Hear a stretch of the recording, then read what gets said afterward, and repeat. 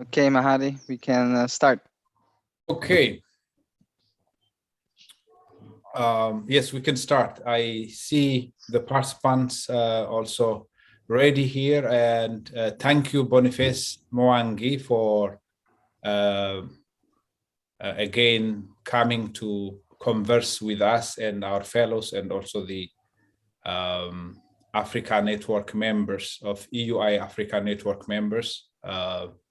We are very pleased to have you, and welcome all the Young African Leaders Fellows, and also others who have joined us today. We will be focusing today on the role of civil society in African transformation. And for today, Boniface Mwangi, even if he's a household name, especially in Eastern Africa, is one of the most vocal and courageous Kenyans of his generation. He's recognized globally for his passion and excellence in photography that started as a profession, but that started as obsession, actually, grew to a profession now, and now also as activist.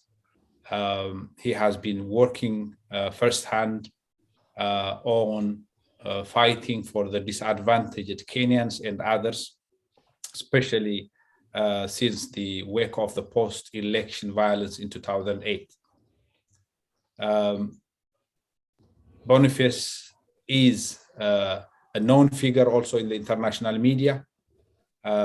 He has twice won the CNN Multi-Choice Africa Photojournalist of the Year award.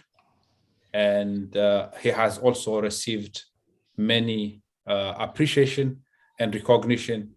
The New Africa magazine named him one of the 100 most influential Africans of the 2014, 2016, and 2020. He is also a senior TED fellow. Time magazine recognized him as a next generation leader in 2015, and was selected as Kenya's top 40 under 40 men in 2016. And he was named also as the top 100 Kenyans in 2019 and 2020. That's enough, I think, to introduce Boniface Mwangi, and we are very pleased to have you. What we will do in this session is we start with initial comments, key messages from Boniface first, and then we will open it for discussion. A majority, 2/3 of the time, will be spent for interactive session where all participants, especially the young African leaders in our auditorium in Florence and online, will interact, reflect, comment on the key messages that Boniface raises in the first part. So let's start. Boniface, you have the floor, and welcome. Thank you very much, Dr. Mihari, and hello everyone in class. Hello. I really wanted to come in person for this class, but I couldn't make it. But I hope I'm gonna see you guys before you finish your class. So the subject was given is like a mouthful, but I'll start with this. The independence of Africa came from civil society. And so civil society is not NGO or registered. It's a group of organized people around a particular issue. So when you have a teachers union or a labor union, a doctors union, that's like civil society. So when we talk about the history of our continent and how we got independence, that the people who were signing the pacts to give away our land, or the people who signed agreements with the colonialists, did not understand what they were doing. But when they did that, and then some of them go like to get an education, they formed groups. And those groups is the original. If you talk about the continent and talking about organized groups, that's where we start. For example, in Kenya, you had Kikuyu Central Association. In South Africa, you had Sobukwe was leading a movement and saying no to identity cards and no to work permits. So the origin, when you talk about the origin of organized groups in our continent, we can talk before colonization, which meant we had group of elders and society in chief and all that. But after colonization is people coming together in groups of unions. So the church became a very organized group in the resistance of colonization in some part of the continent. The teachers union did a similar thing. The workers union, and then you push that all the way into independence. So now this way it becomes tricky. So 1920s, 1930s, 1940s, Africans came around and said, you want independence. So they formed so-called freedom movements, which are not really freedom movements. They were not armed movements. They were movements for agitation for independence. And when our respective countries became independent, the founding fathers, be it Banda, be it Kenyatta, be it Nyerere, banned those groups. But the history of our continent, there's no independence without organized groups. Now, I'll go back and forth because I'm just going to provoke into a discussion about what happened, where we are at, and where we're going. So we get the organized group sent people like Banda, people like Kenyatta, people like Nyerere to London, to the Lancaster discussions to talk about independence. But when they came back to the continent and we became independent African states, the so-called founding fathers banned those movements. So an example in Kenya, when we got independence, the freedom fighting movement was banned for over 40 years until Kenyatta left power, Moi left power, then you had Kibaki. But we can't talk about the African continent and the African independence without organized groups who fought for that. We talk about South Africa's independence and we talk about the Soweto uprising where we have the Day of the African Child, where school kids came together and were saying that they didn't want there was poor education, they didn't want to learn African in classes, they didn't want to be discriminated, and they protested. That also was actually a civil society. So civil society is not a registered organization where you go to a government office, then you get a piece of paper. No. Civil society is people who come together for a particular cause, and you can call those people active citizens because they are active about a particular issue. So the church is civil society. The mosque committee is civil society. The workers' union is civil society because all of them are agitating about a particular issue because there's no single organization that can actually come together and represent everybody's voices. There's none like that. So all our individual professional bodies from where we come from, our respective communities are civil society. Then collectively from the fight that you start, be it about land rights or environmental rights or wages, then we come together, our particular issues join together and they become the bigger issue.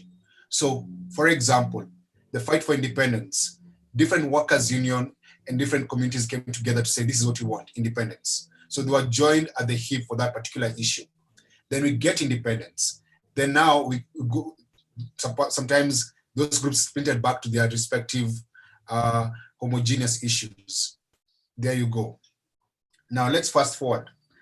How has civil society helped democratize the continent? In the 1980s, our country had a one-party state. And the one-party state was led by a guy called President Moi. In the 80s, he went to the universities and started jailing professors, lecturers, students, and banned the student union, which was civil society as well.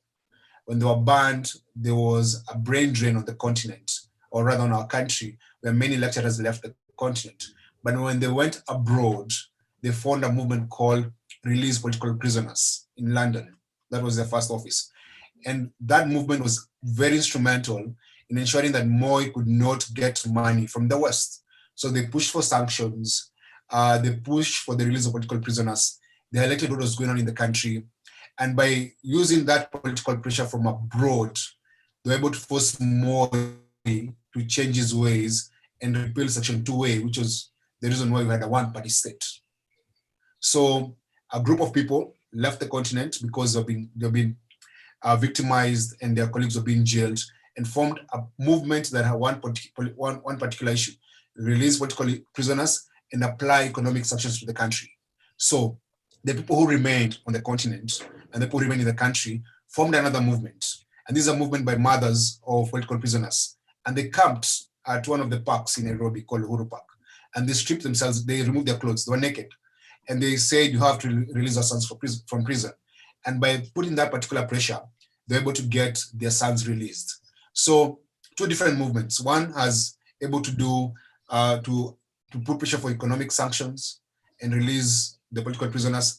Another one led by their mothers who are not politically inclined per se, but they had one particular issue that was making them come together.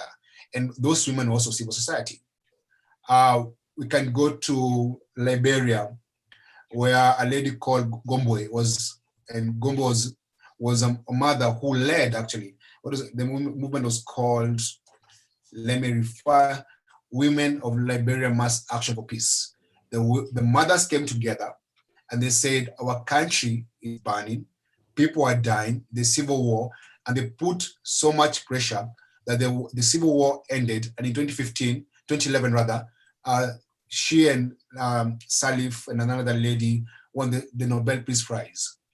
My submission to this discussion, because it's going to be a discussion, is actually that when the civil society is not what we perceive it to be because of how the government frames civil society. So in our country, civil society is referred as evil society because our government has been able to label civil society as evil society. They say civil society is foreign funded, it's foreign influenced, has a foreign agenda, and there's no indigenous civil society.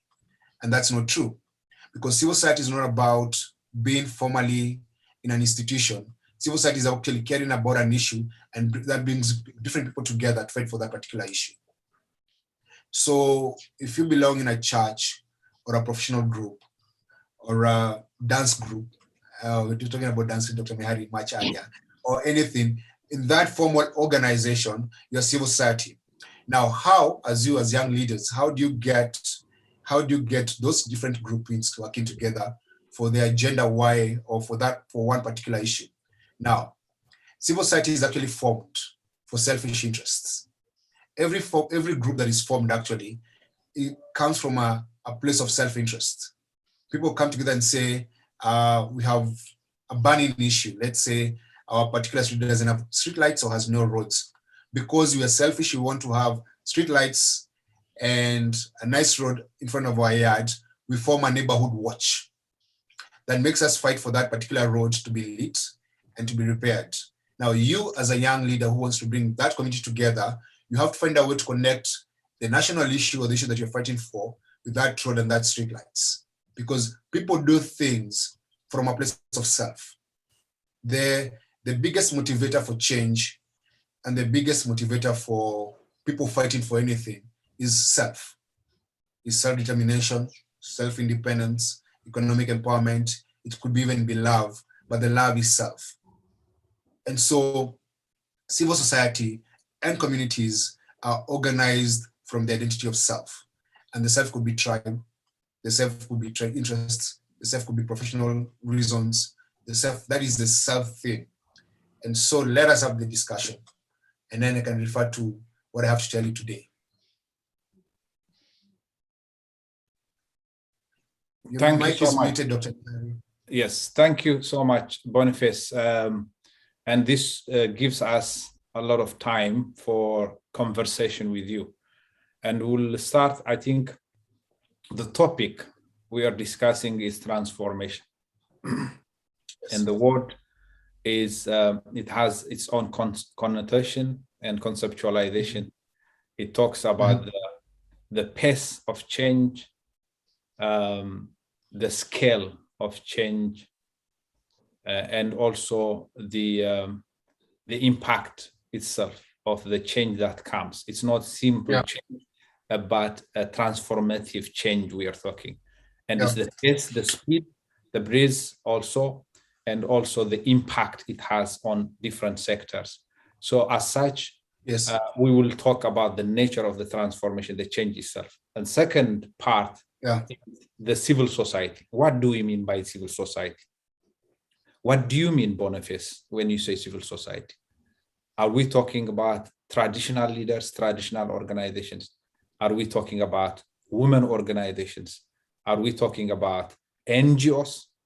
Are we talking about all non-state actors, private sector, included universities, students? If we can also elaborate, what do we mean by civil society in African context? And as such, is there a debate about, there was a debate, even if muted debate, about the nature of civil society in Africa. Are they democratic?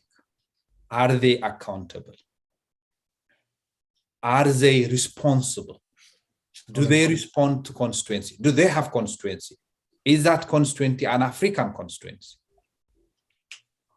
And this goes to not only accountability, funding. Are those civil society we are talking about, those that are funded also from external sources? Are they those that we are talking about also, those that do not have funds of resources of different kind? So these are critical points. The nature of civil society, how democratic are they? How accountable? How are they accountable?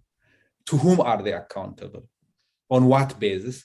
And the transformation, what kind of transformation? To what end state in the game?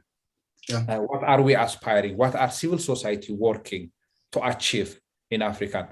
Can we start with that while I will now open the discussion for the fellows, the young African leaders themselves first, to raise questions, reflect, comment, even critical, propose critical ideas. And also the other participants online will also provide questions online, which I am already receiving some, and will reflect them. But start with what do you mean by transformation in your case?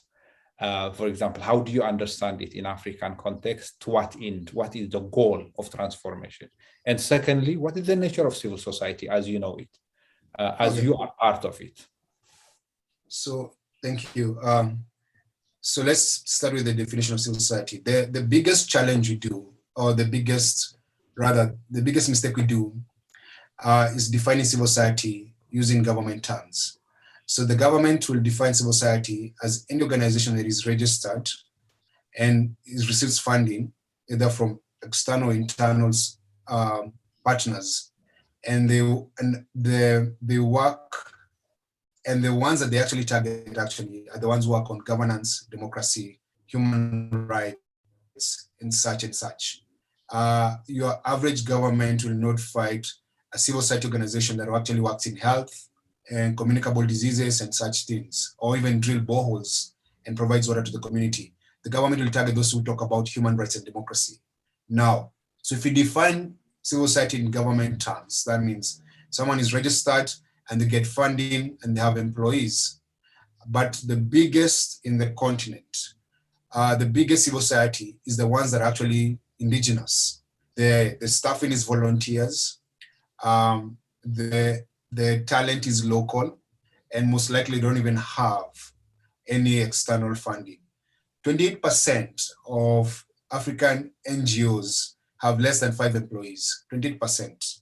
So that means it's actually a very, the formal organized civil society is a very small part. Now, transformation. So the biggest problem in our continent is disease, poverty, and illiteracy. And those three things are caused by what? Bad leadership. Because poverty and illiteracy can be eradicated using good governance. Diseases, you just have to spend money. Instead of buying jets, you build health centers and you build hospitals and you take kids to school to become doctors. So that means you have doctors in the community. Now, the transformation of Africa will not happen through formal NGOs or organized institutions, because the money that we spend in this country, or rather on the continent, I always have to remember I'm talking to a global audience and an African audience. The money spent, and I should actually look up the numbers, I wish I had done that before signing this discussion. The money that is stolen from the continent through tax evasion and illicit financial flows is much more money than we get through aid. So there will be a story about, oh, the US government, the UK, they're spending so much money on aid to the global south, but they don't talk about the looting of the global south and the plunder on the continent. So the transformation that we need, or that might happen in our continent, must be led by organizations that are centered by the people and work in the community for that particular problem. So we cannot, let's say, that World Food Program is going to eliminate hunger in the world. They'll never do that. Our World Health Organization will never ensure that every African gets a vaccine. That is the work of our respective governments. So the transformation that we must fight, or we must work towards getting, must be indigenous and a homegrown solution. Because what you're trying to talk about, Africa is a very big continent, 1.4 billion people.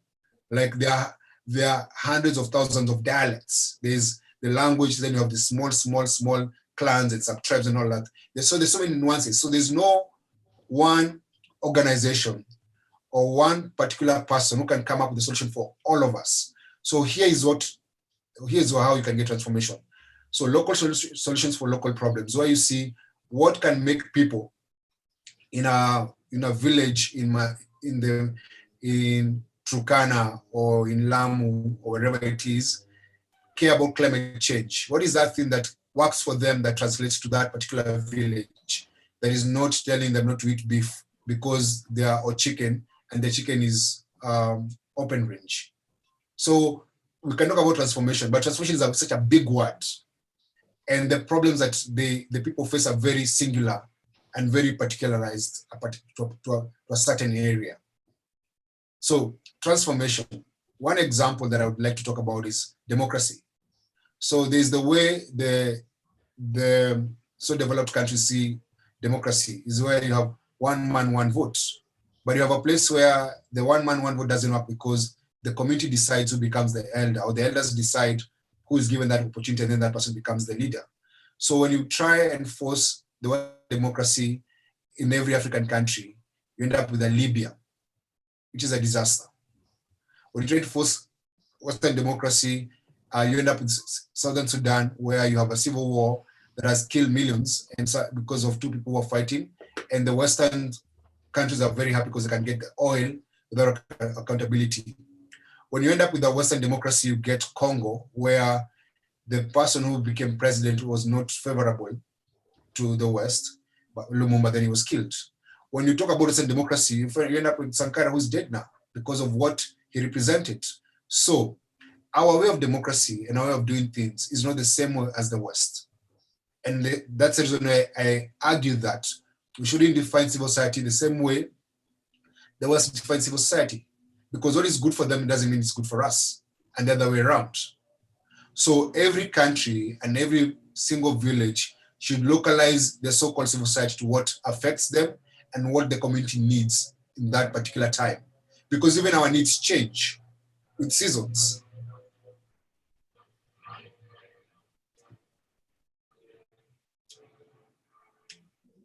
Harry?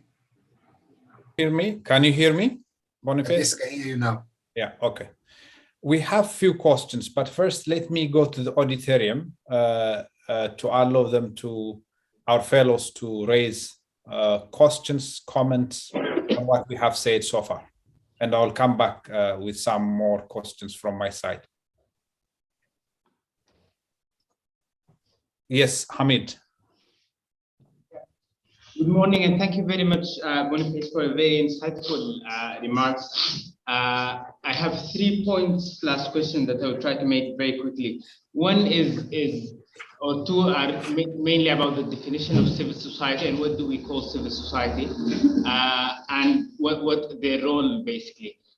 So in the very definition of civil society, it suggests that they are non-political organizations.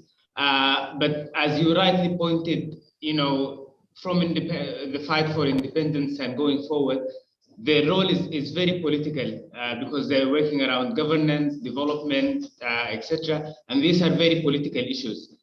So we cannot try to assume that civil society is not political. We can say, for instance, they should be non-partisan and shouldn't be associated with this particular party. But then the definition, most of the definitions you would see for civil society would suggest that they are apolitical or non-political, which I think is a bit problematic because particularly in African context, if they don't have a political role and if they don't have a political opinion about which side are they supporting in this transformation process and so on, it becomes a bit problematic.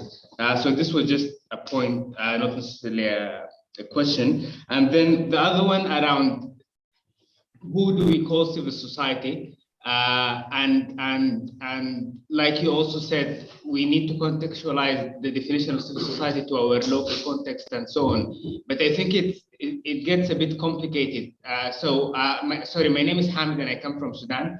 And in Sudan, one of the issues that we're currently facing is that a lot of young people, they were very much frustrated with political parties, with traditional formal civil society organizations and so on. So they went on and formed their own type of civil society organizations, which is what is called neighborhood resistance committees. So it's committees based in different neighborhoods, almost all over Sudan, formed of young people who are trying to facilitate service provision that the state is providing to the neighborhood, but also to act as watchdogs and to monitor the government and so on. However, when you have civil society discussions, you find them excluded and only formal, traditional, organized organizations go to these meetings and to these discussions. And there's always this clash. So it's a bit complicated to get them into the same space because each would have their assumptions of the others and each would feel like they are better than the other. So it's a little bit complicated. This is also a comment. But the last one is a question around the accountability of civil society. So it's very important that you hold civil society accountable in a formal and organized way. And you ideally would assume that this is the role of the state, but particularly in African contexts where civil society and states are in a juxtaposition and they are more or less enemies, it's very difficult to get the state to hold the civil society accountable when there is this tension and that relationship between them. And then if you say it's communities should hold civil society accountable, there are no frameworks or mechanisms for that to happen in a regulated way. So what suggestions would you have around civil society accountability? Thank you. And sorry for the lengthy.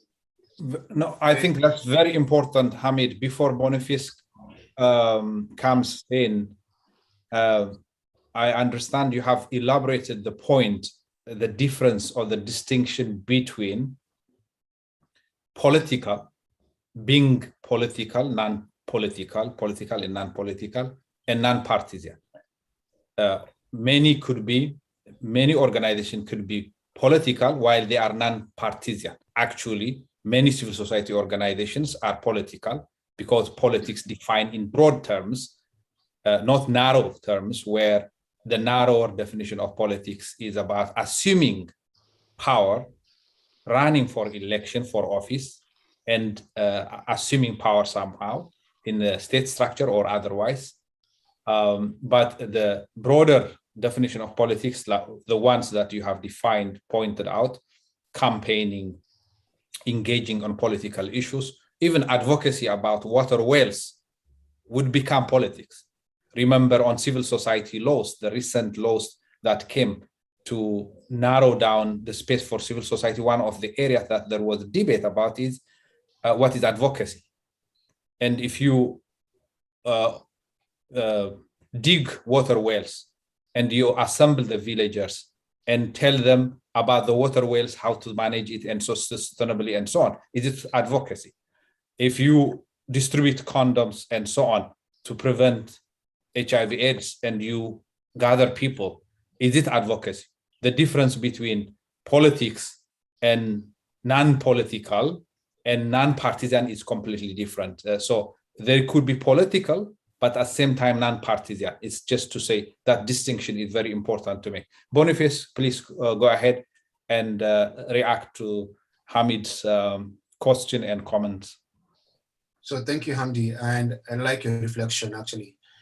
So it's impossible to be part of civil society without being political, because every single issue you touch on is very political. As Dr. Mary said, whether it's health, it's water, it's always a political issue. Your civil society now sometimes stands in the gap between the government and the people. So they try and bridge the gap. So when the government fails to provide water for a particular community, you go and drill a borehole. You are subsidizing the government or playing the government roles by providing that water, which already is a political stand in a way. I would like to actually engage with Hamdi further because of what happened in Sudan, because Sudan were able to remove Bashir using civil society. So there were organized movement and the traditional government that has been overthrown, I think, in the past 2-3 weeks. They were kicked out, but civil society played a very critical role in ensuring that for at least 2 years, there was somewhat democracy in Sudan. And so civil society should be able to stand in the gap as well when it comes to traditional governance or traditional government.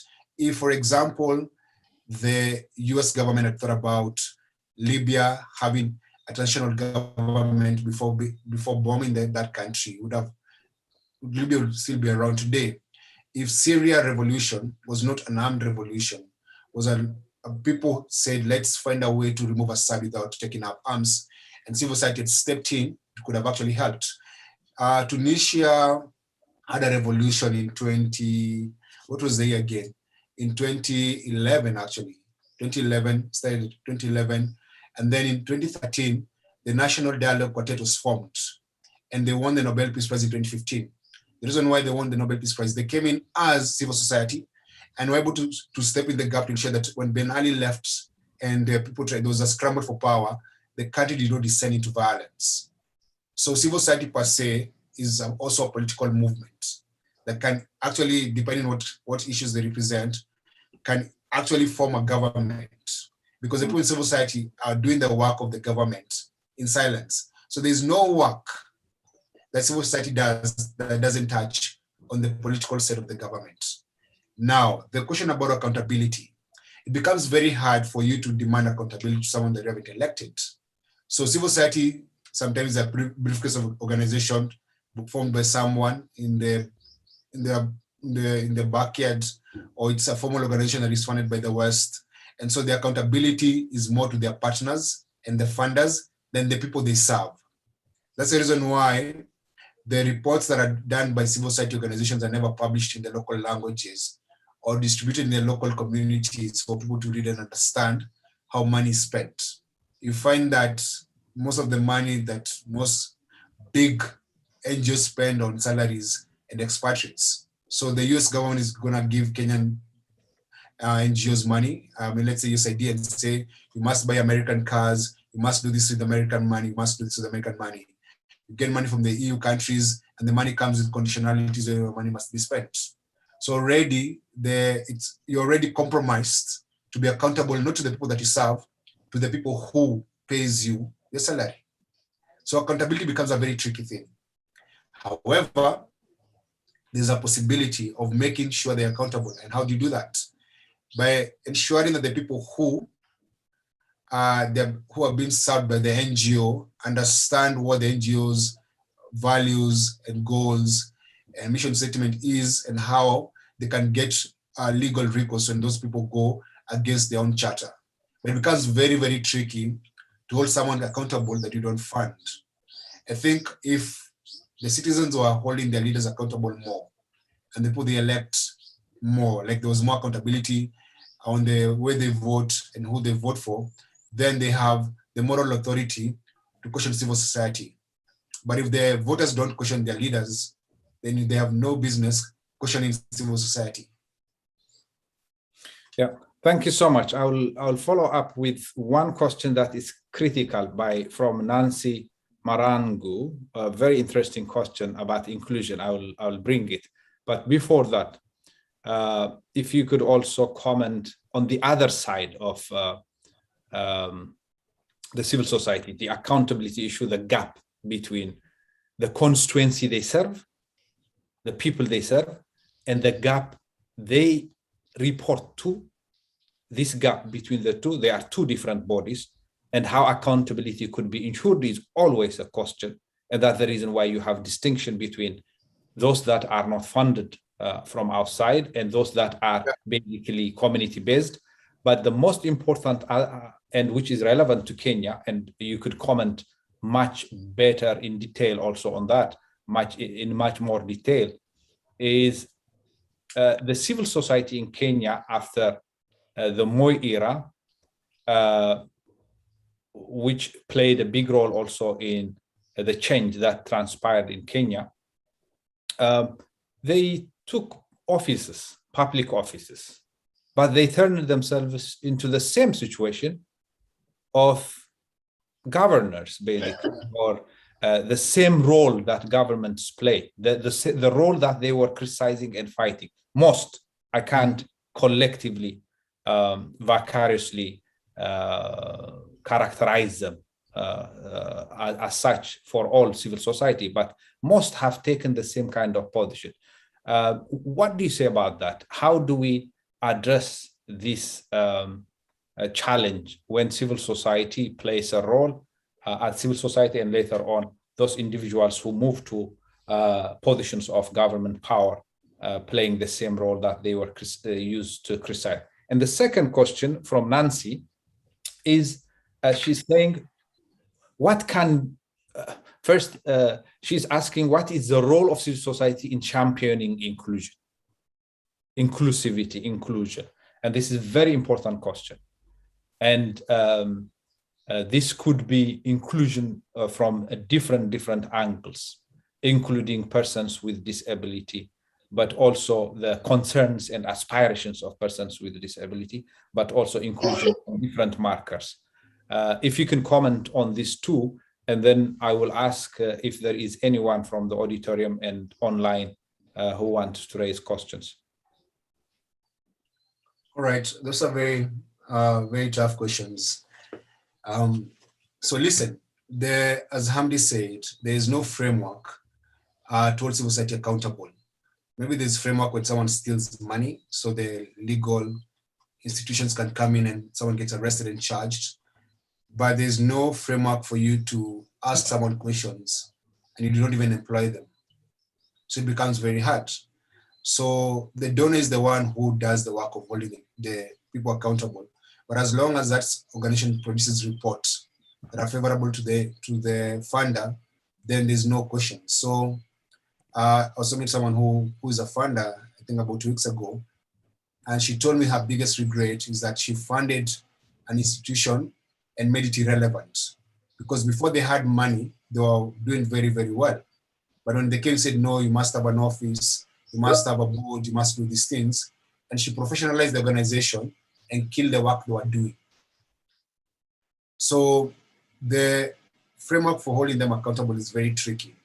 The second thing that has led to what you spoke about in Kenya, where people who were in civil society, who are fighting for good governance, there was change of power, or there was a new, more left power. When the new government came into power, they were given government appointments and they became the oppressors. So yesterday's heroes are today's oppressors. And the reason why that happened is that lack of accountability framework, where when these people were in civil society, they were actually sheep in wolf skin, but there was no way to expose or to hold them accountable because you're not funding them. So all along, people knew these guys are not very good people. They just happen to be doing a civil society job. In this country, civil society, and most other countries actually, civil society directors and program directors and accountants are not employed because of passion for the community. They're employed because they have the paperwork. So if you show up and you have the right paperwork, You could be working for the National Intelligence Service, but you employ because you don't know who you are, because you meet that qualification. So there's lack of hiring on like headhunting for people to come and work for you. I used to work for an institution called Power 254, which is a founder. And when I left, there was money from donors, and they decided to hire people from the same way. Not passion, just advertise, get an agency, recruit people, just hire people. And the people who are hired came and killed the culture that had established, because they were there to work and earn a living, not to care about the community. So accountability in civil society is very, very hard unless the organization is grassroots funded by the community. Because when it's a grassroots funded organization, you're held accountable by the people in the grassroots. So there are many voices that need to be accountable because they fund you and they pay you. But when you're funded by external forces or external partners, you're only accountable to your external partner. And you can only do wrong by them or do right by them. Now, inclusion. Inclusion must, for civil society, become something that they should be doing easily, but they don't do because inclusion is a cost. When you're more inclusive, means that you have to be more empathetic and more listening. And that's what civil society wants to do. They want quick wins. If you set up an organization and say, I'm going to hire people who are visually blind, or people who can't hear, or people who are physically impaired, that means you have to think about the building where you work, how are they transported, how do they work? And civil society doesn't want to do very complex work. Now, how do you deal with that? Now, this is a policy issue. The government can come up with policies or laws that says for these institutions, per quarter of your employees, you must include people who have visual disability or have this kind of disability. So inclusion cannot be based on goodwill. You cannot transform a country based on feelings and goodwill and trusting Boniface Mwangi to be a good person. You change a country through policies and laws and institutions that work. So you have an enforcement institution that ensures that everyone who hires must be inclusive in their hiring process and in the way they implement their projects. And that brings me back to that same question about how did the people who are our heroes and fighters became oppressors? Because they got into institutions where there was no accountability. They came from where they were being accountable to donors' money to working in offices where they don't even have to account for taxpayers' cash. So to change a country, we can't rely on people's goodwill and their faith and what they profess when they come on to the mosque or to the church. To change a country, you have to ensure that you have institutions that are so strong that even if you elect the devil, the institution is very strong that it doesn't collapse or crumble. The reason why the US government did not crumble after the January 6 attacks is because the institutions are so strong, they're able to repel back the people who are fighting their democracy. My point is that if you have strong institutions, they'll help hold everyone accountable irrespective of who they are. Trump may never go to jail, but people who worked with him, some of them will go to jail. And Trump will not come back to power because institutions said, stop what you're doing. They're able to protect that space. But if Trump was an African president, he would have jailed Biden and declared himself the winner and jailed anyone else. But in the US, the institutions fought for themselves. And you might find even that institution actually has a Republican person who is heading it. However, the law calls upon him to be accountable to the law, not to the president. So accountability at the end of the day can only come from a stronger body and a stronger institution than individuals and even a funder country. So the laws of our country should be able to protect us from the government and from very bad NGOs and civil society organizations. Excellent. That's a very good point. I think that we need to interrogate more. Any comment, question from the audience? Yes, Buck, I can't see you fully, but Eric. It is Eric. Okay, go ahead, please, Eric. And you could please introduce yourself like Hamid did. My name is Eric, and I'm from Ghana. In my country, I think that we have quite a vibrant civil society space in the past few years, we've seen civil society organizations influencing major public policies, holding government accountable, thwarting government effort, and even signing some agreements and all of that. And so our space is not as bad as the picture is painted elsewhere. But I think that is the media that must really take the credit for it. We have a situation in Ghana where the media gives a lot of platforms to civil society organizations. So my comment is that if we want the civil society organizations to really be powerful and influence change, one of the things that we can do is to also fight for freedom of the media, freedom of speech, and empower media houses to allow civil society organizations space. Back to the comment about leaders of civil society organizations who get into government or they fight for, it's not new. Even in my country, prior to 2008, for example, there was a group called Committee for Joint Action, a very powerful civil society organizations. Right after the election, the opposition party won, and most of the leaders were appointed into government. The same thing happened in 2016. There was a group called Occupy Ghana, very powerful people, some from corporate Ghana, who were not even politicians. They were the leaders of that group.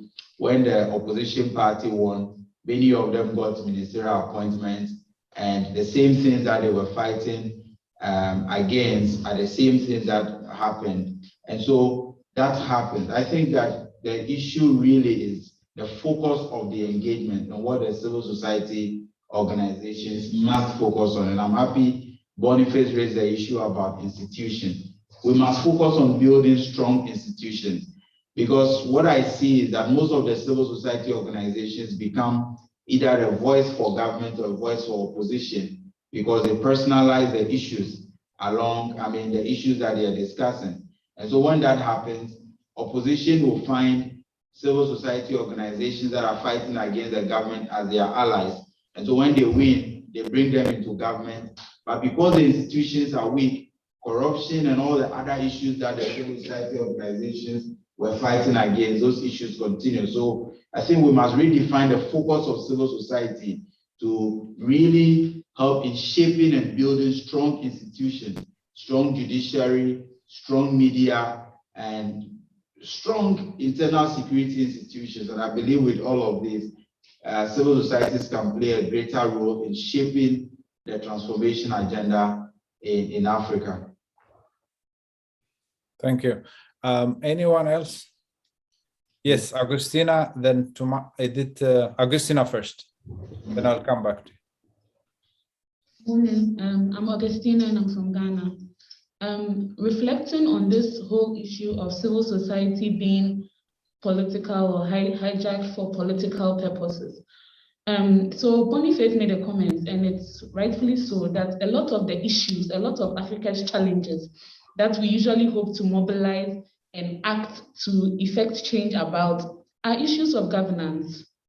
And so in whatever situation, if you are highlighting the challenges of the health system, or you are highlighting the challenges of the educational system, especially because in Africa, a lot of times we do not have a national education agenda that withstands changes in regime, and we have a national education agenda that is only valid for as long as a particular party or particular president is in power.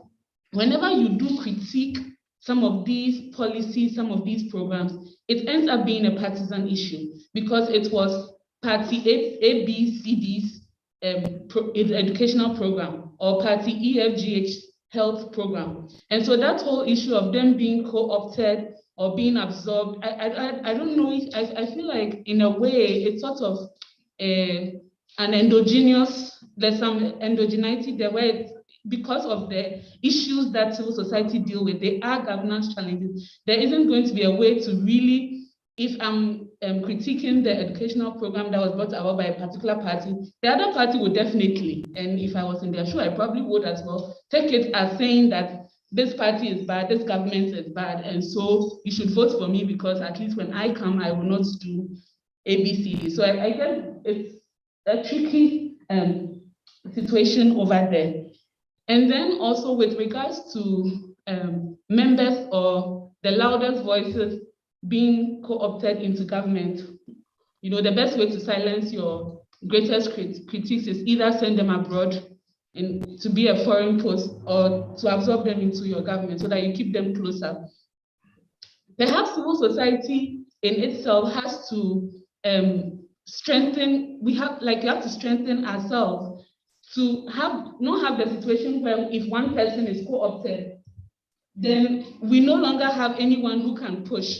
So if Adam and I are in a civil society and I am co-opted into government, because sometimes the decisions are not so black and white. Perhaps if you are fighting for health and you are invited to serve your country in the Ministry of Health, and you look at the budget and you might say, okay, maybe I think I can make a difference, so I go.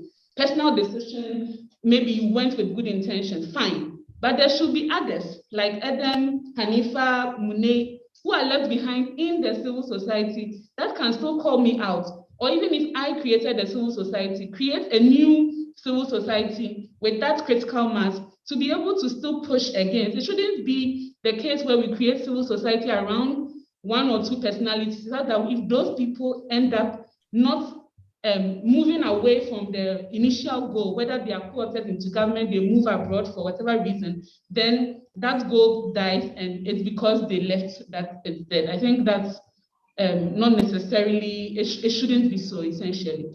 Thank you. Thank you so much, Agustina. I think I saw Munena and then back Adaku. Is it Adaku? Yeah, first Munena. All right, thank you. This is Munena from Zimbabwe. I had a question for you, Boniface. You mentioned social movements at some point.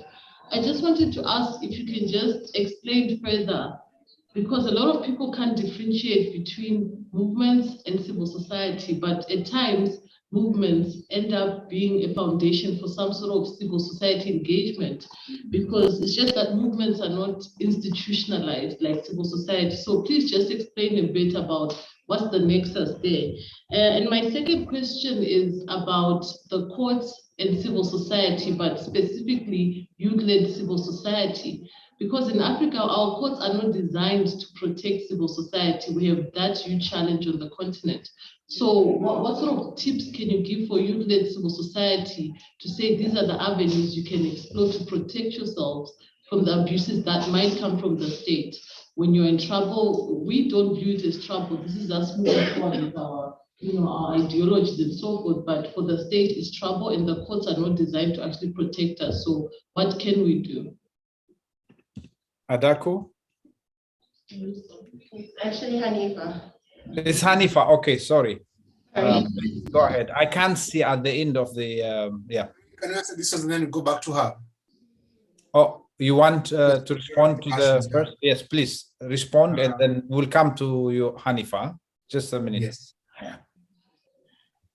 So the truth is, movements are led by people, and people invest in civil society as well. People invest in the person first, then the movement, or the other way around. But most of the time, the reason why when a movement is compromised, it dies or fizzles out because people lose the faith in the movement. And the person who comes, they say, even you're gonna behave like a boss. If you look at some of the biggest change agents in the continent who did not sell out but were killed, Sankara, Lumumba, Biko, Chris Hani, the reason when the moment they were killed, that movement died. Even Black Panther, Fred Hampton, actually, even Malcolm X. And so when someone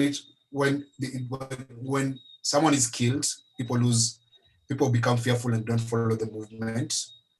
When someone is compromised, people pull back and they don't support the next person because they think they're gonna sell out. But there's some hope here, and hope lies in getting people to have their own agency. So when you have the Iraq War, actually was the most opposed war in the history of the world. 1 million people were marching in Britain, another 1 million in New York, others in Japan. There was like people marching all over the world against the Iraq war. The people who are marching were not civil society.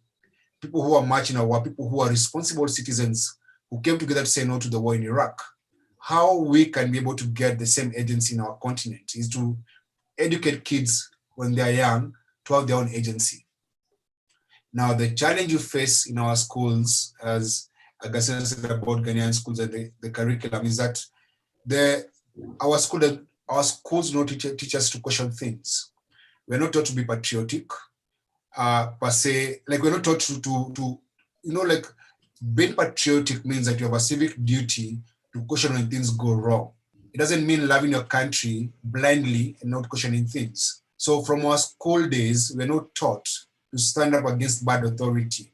We're not taught to question our teachers. I think most African countries, Kenya included, for me to go to the bathroom, I must ask the teacher for permission.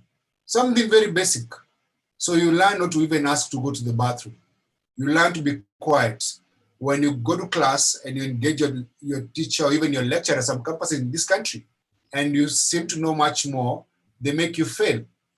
My friend could have gotten an A-class honors, but the lecturer thought that he was trying to tune the same girl the lecturer was trying to tune, and he lost. And he didn't, he made him fail his exams, made him to do a receipt, just being punished. So the entire school system is not taught to make you a free thinker. For most of you who went to an African university, you remember that most of the lecturers were tyrants, unless you're in a private, very expensive university. They were just tyrants. Terrible people who went abroad to good schools, but came back to the continent to harass and train us using terrorism and harassment and insults. So you end up that the citizens we have fail to get their voice. So the struggle we have right now is that the people invest in an individual to speak on their behalf. And when they don't, they insult them. So in this country, I'm in many fights at any given time. They even bombed my house about 2 weeks ago because people have made me create so many enemies. Because when people have problems, they don't raise them for themselves. They come to me to raise on their behalf. And when I don't, they insult me. And when I don't, I'm in trouble, they run away from me. And so we need to get away from this messianic complex, where one individual is the reason why the institution exists. And when they die, it goes. And how we do that is giving our kids a political education and an agency and just dignity, that they learn that their rights should not be fought by others, but for themselves. So they learn to speak for themselves. And so they develop a voice to a level where even if one person sells out, the movement does not sell out. But you know, in the past, when one person sells out, the movement sells out, and then you go back to square one, like you go back to ground zero. And I want to talk about accountability again, because I remember I noted when Hamdi was talking about accountability, and I said, I want to give an example of an area in Nairobi. This area is called Karen. In the 90s, the Karen community, which is one of the richest communities, it's a lot of expatriates, white Kenyans whose fathers were colonialists live here. Most people who have money, like at least $1 million plus, you can get a nice house. So in the 90s, they were not getting enough water from the county, from the Nairobi City Council government. They was not getting water. There was bad garbage collection, and they were not getting, it was water, garbage collection, and there's no sewer line in Karen. So all of them have, they create their own sewer. So they went to court and said, we want to stop paying land rates because when we pay these rates and you pay for these services, you don't get them. So they went to court. So they were in court for a couple of years. When they were in court, they were collecting their own garbage and doing their own things, but they lost the case. But while they were in court, our government realized we can actually continue charging for water, charge for garbage collection, charge for sewer lines without providing them. Today in the entire country, Nairobi has a sewer line. I have a house in Machakos. There's a place where I'm building my family home. That place has no sewer line, has no water, and has no electricity. However, I still have to pay for those services to the government because we're able to say that we don't have to provide it for you to pay for it. So there's a place where organized groups can do more harm than good. So the current community, by failing to pay for going to court say they can't pay for these things, made the government realize, actually, we can charge for things that we don't even provide. Higher. Let me come to the question about survival for activists. I know the institution about in Zimbabwe. I have friends there, Hopewell, Pastor Mawarire, and the likes. How you stay safe in a very oppressive country is by working in organized groups or working as part of a cell. So in the 80s in Kenya, we had a movement called the Kenya movement. Some of the leadership were jailed, others were killed, others went in exile. But in that particular group, they did non-risky things. They used to be arrested, not because they were in the streets protesting, because they used to write letters. They were doing leaflets. They would go publish leaflets, then distribute them in the streets. So you must find a non-confrontational way of fighting the state. I remember when Zenawi in Ethiopia was in power, I was involved in training activists in Ethiopia. And I would go in as a photographer. And then when we went to take money there to this activist in Addis Ababa, we'd carry the money cash and seats for my expenses, then pass it to the activists to use the money in the community. But they were doing more underground things. Don't you remember, there was a journalist, there was a young man who went to protest outside Mugabe's house, and he disappeared. And we did a protest about him in Zimbabwe. Confrontational ways in a very oppressive regime, you're gonna end up losing. So the best ways to do underground tactics are letters, anonymous blog posts, just find ways to undermine the government without doing it in a direct way. You always have to remember that the government at any given time when they're in power, they have monopoly of violence. And so confrontations will not really take you far. It means that you're going to die or end up in jail sooner than later. So find ways to do that. The other thing is solidarity groups. When Hopewell Chinono was in jail in Zimbabwe, the solidarity was across the world. When Bobi Wine was arrested in Uganda and taken to jail, there was a protest about Bobi Wine in Nairobi. So if you're an activist in a very oppressive country, find networks beyond your country so that when you get arrested, we talk about it. When guys get arrested in Tanzania, I tweet about it in Kenya. There's a guy called Raphael was kidnapped in 2019 and was being held. And I raised the issue in Kenya and made so much noise, he was released. And if you ask him to this, he's alive because I said something about it. It's very important that you bring out the news. Another thing, when you work solo, I need to get the name of this person so that I can give context for his name, journalist, Zimbabwe. What's the name of that activist disappeared? I can't remember his name. He went to, he was called who? Itai Zamara. Itai Zamara, yeah, Itai Zamara, yeah, Itai Zamara. Because they did a protest about Itai Zamara in Harare. The thing about oppressive regimes, if you work alone or go alone, you're gonna get killed. So Itai Zamara went to protest outside the State House and then he disappeared. He's not been found. Likely he's dead. But if you had gone with a group of people and then they've been arrested, everyone gets arrested, it becomes harder to kill more than 2 people, 2, 3, 4 people. In this country, when my life is in danger, like now, I have a fight with the governor of one of the counties, I don't walk alone. I'm never out alone at night. No, I'm always in a group of people. It becomes hard for them to snatch you away from that group. So find a community that can betray you to work with.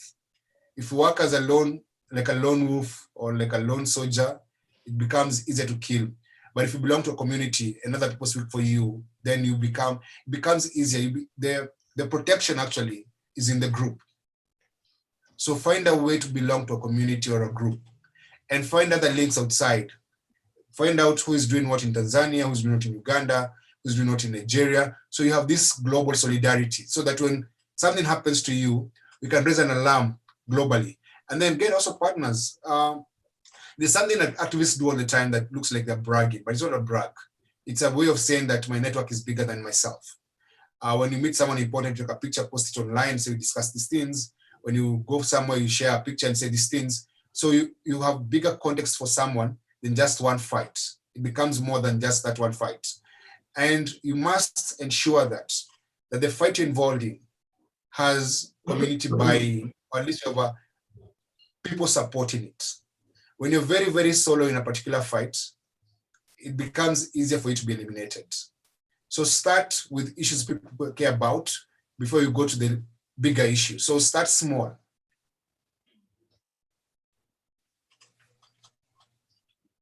Or social movements.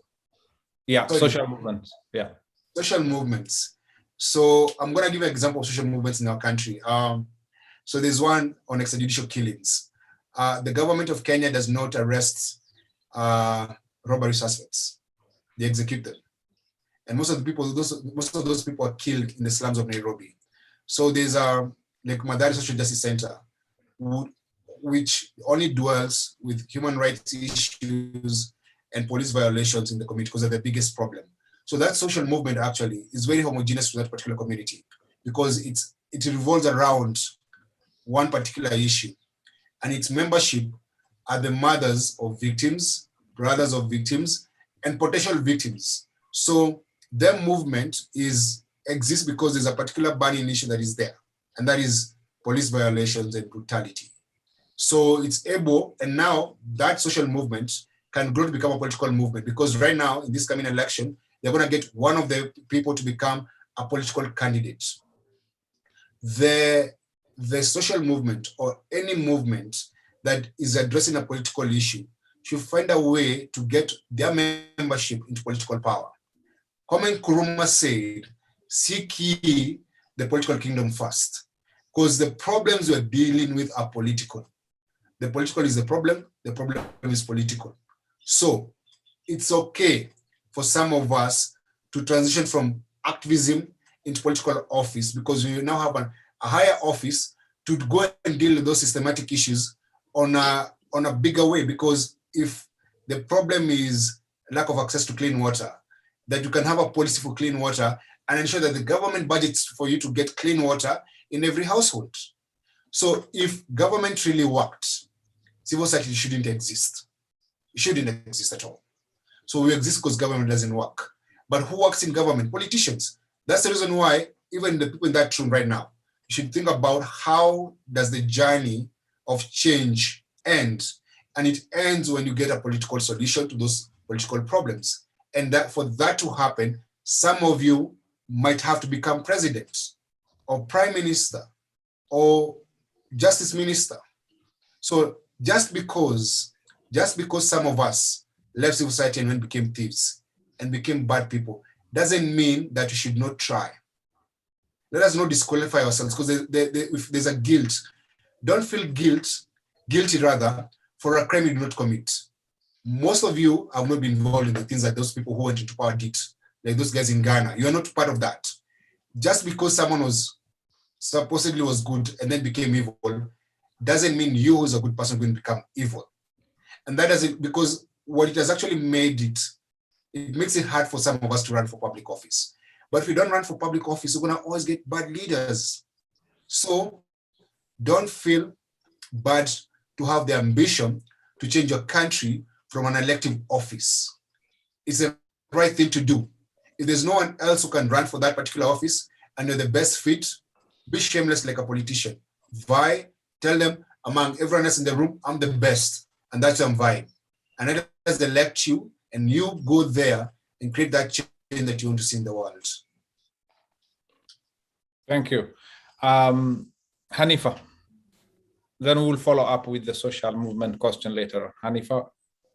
Okay, thank you, Professor Mahari.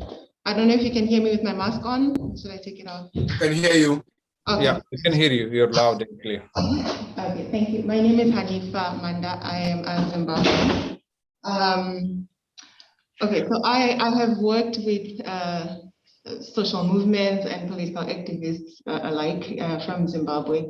And I just wanted to make an observation, and I think I want to draw a parallel to the Ghana situation that my colleague Eric mentioned, that they don't have the same kind of problems that maybe a country like ours or Uganda, for example, might have. And I think what makes our situation particularly difficult is it becomes almost impossible to have a civil society that is seen as non-partisan. Why? Because if you have had one regime for a very long time, and if you point out what they're doing wrong, obviously it's not going to be seen as you're trying to hold them accountable so that they can change. It's just going to look like you're pushing for illegal regime change. And also the fact that you said that they're foreign funded, most of them, if not all of them, it doesn't help. And what I've noticed is I've worked for those foreign funders. I still do. And sometimes you find that you have to not even put your logo when you have a workshop, or maybe when you do something, there's no branding. So nobody knows who's funding it. So at least there's that neutrality, and nobody tries to invalidate what's happening there because they don't have anyone to point to as this person is trying to force this. But even so, we have had a situation where we have had certain institutions or even movements being infiltrated by known political actors from the ruling party. And the whole thing becomes almost impossible to coordinate, because now you have these people, and you can't stop someone from joining a movement, right? But at the same time, you do know that this person belongs to this party. So I think also in light of what Boniface said about Trump, well, what happened for him to be held accountable is because there were institutions that were in place. I think that's also what becomes very difficult for us, because without an independent justice system and other independent institutions, like, for example, the Chapter 9 institutions in South Africa, which includes the Office of the Public Protector, it is almost impossible for civil society, like, no matter how much you try to coordinate, if all those other systems are not really working the way they should, it's a very huge challenge. So my question is, in a situation like that, what can civil society do? I don't know, honestly, what can civil society do to maybe ensure that in the first place, the institutions that are meant to be independent are running as independent as they should be? Because I think without that, whatever effort becomes almost in vain. So yeah, I had a lot to say, but it got lost somewhere. I hope you get my point. So how do you make someone accountable when there's no framework for accountability? It's very hard to do that. Concerning infiltration, which has happened in our country, the best way is to name people who are state operatives working in civil society, so that everyone knows it's an open secret. We have people in Kenya who will not do that. So basically we discuss them openly so we know that they know. I think a government would be very foolish to allow you to thrive and do your work without having spies in the organization. So if you run an institution, you must know that in an institution there might be someone working for the government or on the payroll of people who you're fighting. So if you're doing work against coal plants, I'm sure like the people who are funding coal in your country must say, you know what, you must know what these people do and how they plan the things. So spying is as old as the existence of the world. So just because someone is spying on you doesn't mean they're doing a bad thing. No, actually they're doing what they're supposed to do. And the same thing about civil society. I used to, when I was a CEO of the institution that I founded, I had a gossip fund. I had money for gossip, which is money for buying intel and knowing what's really happening. So when I'm planning a protest, whatever is going to happen, I'll go and meet with police officers and buy them a drink and give them some money. And that is very important work. So you must approach your work like the government does, or politicians do. They'll want to buy intel and know who you're sleeping with and where you are at any given time. So it is your work to know the same thing about the people that you're going to fight, so that you actually have information, because information is power. So one thing, so do not approach civil society like you're approaching the pulpit. It's not a church. Approach it like the government. You have covert operations that are done within a particular limit. You're not doing that to harm. You're getting information to help you do the good work that you do. Because if you don't understand your enemy, they're going to kill you or destroy you. So understand them. What are they capable of doing? The people who arrest you today, when they arrest you, a week later, go and buy them a drink. Tell them, who sent you? What happened? I've been arrested a couple of times. And that days that I never got arrested because I knew they were going to arrest me, and I was able to leave before they arrested me. And because those people become your friends. The truth is, the people who spy on you also want better. They're like foot soldiers. So they can actually be double agents for you. And you don't have to betray them. So think like them, actually. Think like your enemy every day. But the question that we have to go back again and again, which I don't have an answer to, is how do you hold civil society accountable? I don't know. I really don't know. Because you come to Kibera slums, there's the highest number of slums, highest number of organizations, NGOs in the entire country. And it's a very small place. Can you see, like, have they impacted the community? Very minimal. The budgets are spent before they land in the country. I think we need to find institutions that try and hold NGOs accountable. So they go through their books, ask how much do you pay, who do you pay, where do you spend the money. But you see, for that organization to exist, they must get a funder to do that, because it's a lot of work. And that funder can be external, because funders will say, no, you're questioning what you do. And those funders can be internal, because Africans don't fund NGOs. We fund churches, we fund mosques, we fund the witch doctors and the likes, but do we fund churches? We don't. No, do we fund NGOs? We rarely do. We let NGOs be funded by the West, and the West decide the agenda based on their money, based on their country's interest.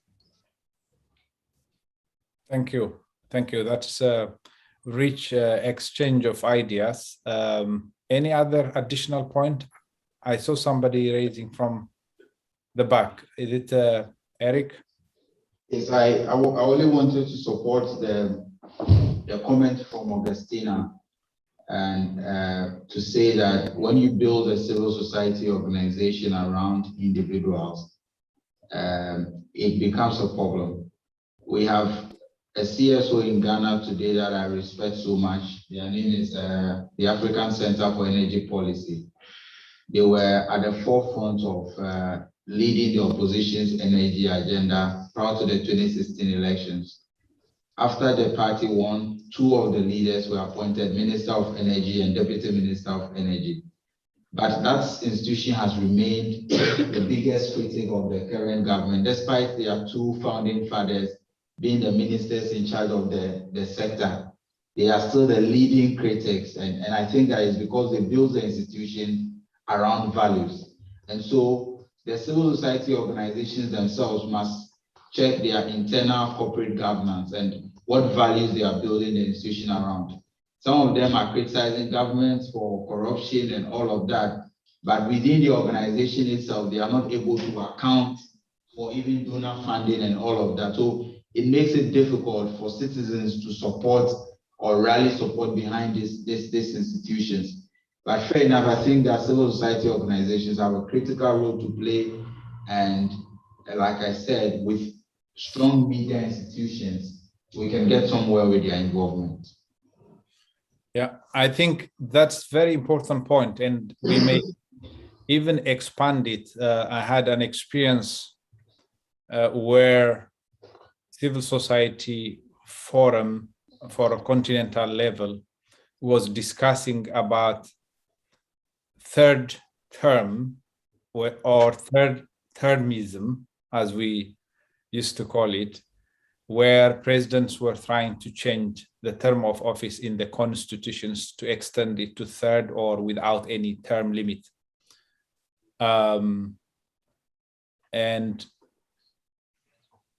everyone, of course, agrees that the constitutions, most agree that the constitutional framework that exists should not allow easy extension of term. If there was extension of term, it should be through a popular referendum or a real amendment of the constitution that involves inclusively every part of the society. But at the same time, the question could have been raised on the civil society leaders themselves. Most civil society leaders still lead the same civil society for decades. And how does that difference account? And this takes me to the famous question by Kohn, who was a philosopher in Oxford University, who asked, if you are a book, he had written actually, if you are a book he wrote about generally the New Left movement. And he says, if you are egalitarian, how come you are so rich? Is the title of the book. I thought it was oxymoronic, or at least contradictory, to talk of limit on term of office, while some people actually their personal interest and the strategic survival of the institution and the work it does are stuck together. And delinking the two becomes too difficult because they have stayed too long, and the only thing they have been doing is that one, and they don't want to let go, and which is not different from those that were trying to change, or who tried to change the constitutional term of limits. Guinea recently and so on, if we see, are elements of that. So how do we democratize the civil society itself? What are the mechanisms to democratize? You have alluded to empowering citizenship. And empowered citizenship that starts with education, which is education by definition is a function of socialization and inculcating, instilling values that are strong. But the empowerment of that citizenship has to come also from civil society. Do we need actually social movements in most of these critical areas, including targeting the civil society? I just want to raise that question to you, Boniface. You are the one who is speaking, so the speaker is you. You have to answer these kind of questions that we don't have answer on our side. Yeah, Boniface, please. You know, like the communists, actually, some of the communist leaders were very rich, and they were being asked why, how come you hate, what's the name of the word I'm looking for? How come you hate capitalism, but you have all the trappings of capitalism? Said we don't love capitalism, just enjoy the fruits of capitalism. And so civil society has the same habit of enjoying the fruits of capitalism while hating or while saying other things. One of the things about accountability is that there must be a way there must be either a mechanism or a reason why you do it. Now, it becomes very hard when some of these people, some of these movements actually, in democracies that are very fragile and leaders who are very bad, that they say, I put my life on the line, how dare you question me? So it becomes hard to question someone that you never elected, while the people that you elected you don't question. That's where the hard work is, that the people that we want to hold accountable and that we are talking about right now, the civil society, will tell you, one, you don't fund me, you don't pay me, and you don't protect me. The people that you pay are in power, you should be holding those people accountable. So if you had accountability in the state, you would have accountability in the movements. But you don't have accountability in the state. I'll give you an example. If you're an American politician and you raise money for your campaign, then you go and use that money on your mistress, the FBI will prosecute you for an economic crime. So the laws are there. So there are countries where even if the money was given to you by someone else, the state can come after you for spending that money in the wrong way. That's how you hear someone has a political debt or a campaign debt and that he needs to pay, and then they raise that money. The money that you raise for campaign must go for campaign purposes only. The laws in the US allow that to happen. I'll give another example. Right now, they have overseas economic crimes where if you are a British company and you do an economic crime in another country, you can be charged and jailed in the UK. So in the 2013 elections, a UK company bribed the electoral body chair in the country, the entire board, and gave them money to get the tender. They were arrested in the UK. The UK directors were arrested. They were jailed in the UK. The money was taken and they were fined, right? The Kenyan court, that was 2013, 2014, those people, the 2013, those people are arrested in this country. The matter has never been heard, never been concluded, but that other country took action. So this applies to the thing about accountability. If as a country, we don't have accountability and we don't even have national values, it becomes very, very hard for people to demand accountability from strangers. I can choose to be accountable because I want to be accountable. But you see, I have no reason to be accountable to anyone because I'm not elected, I'm not appointed, I'm not paid by anyone, right? So I can have the arrogance of saying, I don't answer to anybody. And so some civil society organizations behave like that. They say, I'm not accountable to anyone. Who pays me? You don't pay me. Who funds me? You don't fund me. Who feeds me? You don't feed me. So this entire question can be addressed in abstract form because there must be a mechanism somewhere to make sure that if you find my behavior improper, or you find that I did something wrong in the organization I work in, I can be held accountable by the laws of the country. But there's none for that. So my integrity is up to me to the level where I want to be to be a man of integrity or a woman of integrity. So it's that question actually, I'm grappling with it because I'm thinking, yes, so we know that Boniface Mwangi is involved in shady deals. We know that, but how do we get him accountable to the laws of the country? We can't. Because if I stole money, the people who gave me the money don't want me to be accountable because they're going to get embarrassed. The other thing is actually that NGOs cover up for each other so much. It's they just do that. Even the guys who come and they discover skeletons, they bury them so that the next person comes and finds them and they continue burying that. And the lack of accountability is a reflection of the country they operate in. So the problem, if you cure the country problem, we're going to cure the NGO problem or the civil society organization problem, because if the country is fixed and the laws work, those laws will apply to every single subject, including the foreign funded organizations. Yeah. All right. Any other reflections? Yes, Hamid. Yeah, thank you. I have a question around sustainability of civil society, and particularly when it comes to funding. And it's about sustainability, but also about being more independent and so on. And there's growing discourse about how civil society should now develop their own mechanisms of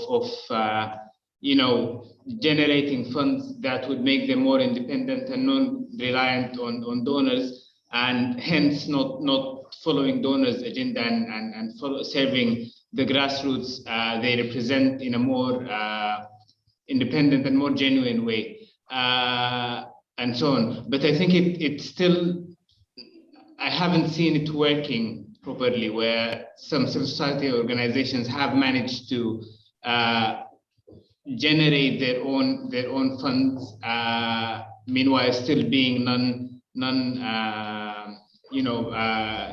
non-profit making organizations. So just wanted to ask Boniface if he had come across some examples of where some organizations were successful in doing that, or even starting the process of becoming independent and sustainable financially. Okay. Do we have any other additional point? Reflections on what has been said so far? Go ahead, Boniface, if you can respond on the sustainability, especially financial sustainability. Okay. So I think Amnesty International is not funded by anyone. It's funded by members. So Amnesty members, so you join Amnesty and you pay membership fees. That money goes towards the expenses. So they don't even have to rely on any country to give them money. And that's why Amnesty is an institution that can actually call out Israeli crimes against the Palestinian. Now, institutions working on human rights, governance, and justice issues, it's very hard to be sustainable unless you run a business. And that means you get sidetracked from your core things to do.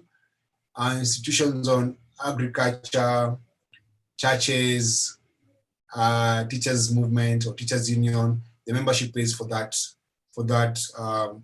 union to exist. So how to create sustainability is have a membership movement. the African National Congress is a membership movement. So if we stop defining civil society the way it's defined in the West, then many examples in your village of where it's sustainable because the local women group is actually a civil society. They came together on a particular issue. They do merry-go-round where someone gets money every other month. They care for each other's needs. When there's a funeral or a childbirth, they show up, and there's a community. So if civil society is a community of people who share common interests, then there's countless of them that are actually existing and sustainable. But on the bigger issues of human rights and democracy, there could be, I don't know many, there could be. The social movements that I spoke about in the community began by not being supported by anyone. But now they have partners, and that means the work has become more professional, and that means that the effectiveness has actually reduced. So sometimes good money comes to destroy good work. So just money is not the potency for any effectiveness. The Sudan revolution, and I actually want to talk about that, was not because there was money from civil society. People were just tired. So change comes because people are tired of what they're seeing or what is really, really happening. Change doesn't come because there's a lot of money from donors.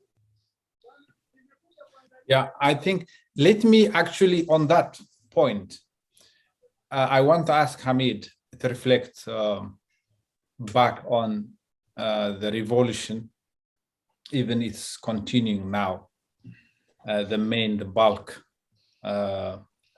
war, the wall that is holding against the coup.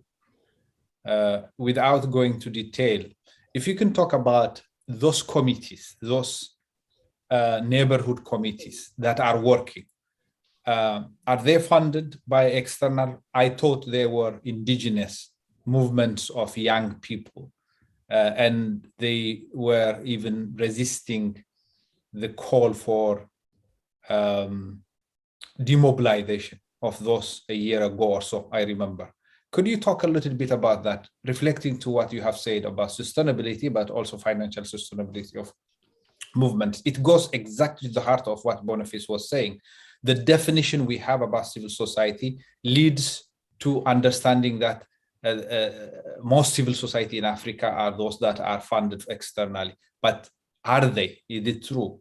Do we have traditional self-initiated systems, or at least initiatives that do not have, they don't require a lot of resource from outside, but they could be done by individuals? And is that the real definition of civil society? Hamid? Yeah, so it actually links to what Boniface was speaking about. As a grassroots kind of movement or organizations and committees, they're mainly funded by residents of the neighborhood that they represent. But what they've been very keen to do is to run very low cost operations so that they don't really need a lot of funding. All the funding is just for very basic kind of needs that they raise within the members, but also from the neighborhood residents and so on. But for instance, one challenge about funding and so on was during the first lockdown, during the COVID, when it first hit and so on, and then they felt a responsibility to support, for instance, poorer residents within the neighborhood and so on, and to facilitate, for instance, getting goods and products to these people, which required more money than they had within their budgets, and required larger fundraising, which got them into financial complications. Where do they get this money from? And with them being not a registered, organized group with clear bank accounts that you can audit and so on, it became a bit complicated, and a lot of them eventually refrained from doing that and refused to accept larger donations to provide these services. But one development that was happening in the past few couple of months or weeks, even before the coup, and now the process accelerating as a response to the coup to make sure that they're strong enough to fight it back, is that they were starting to get organized and to hold elections fair and open, so that everyone in the neighborhood can come and monitor the process so that they can get structured and have clear roles and responsibilities within them. And this would probably make them able to be more sustainable, but also to expand the work that they do and to be able to manage larger budgets and so on. So this has been happening in the past few weeks. So they're very indigenous and they've been developing and evolving as the situation and the context develops and in response to development around them.